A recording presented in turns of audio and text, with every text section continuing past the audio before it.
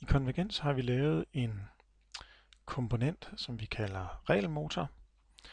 Det er en funktion på vores IO-manager. Regelmotoren kan hjælpe virksomheder med det her med at fordele digital post, som virksomheden modtager på virk.dk.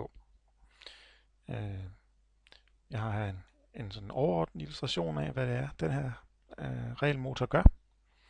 Grundlæggende så kan man sige, at det der sker, det er, at vi starter over til venstre. Der er en myndighed, f.eks. den lokale kommune, der skriver til virksomheden. Det har den effekt, at der nu på virk.dk websitet ligger en digital postbesked til vores virksomhed.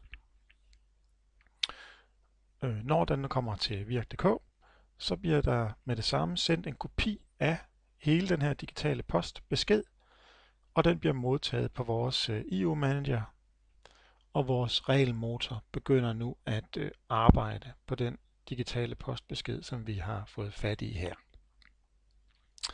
Det sker i flere steps.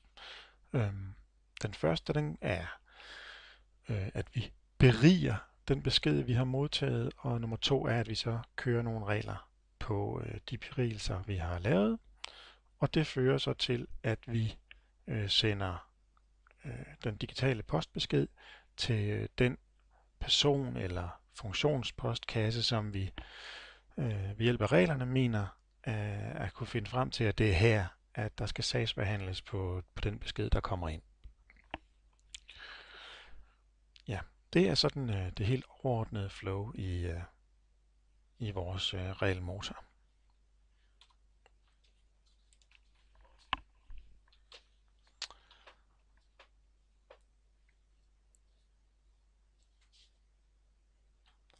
Så har vi en lidt mere detaljeret beskrivelse af den, regelmotoren.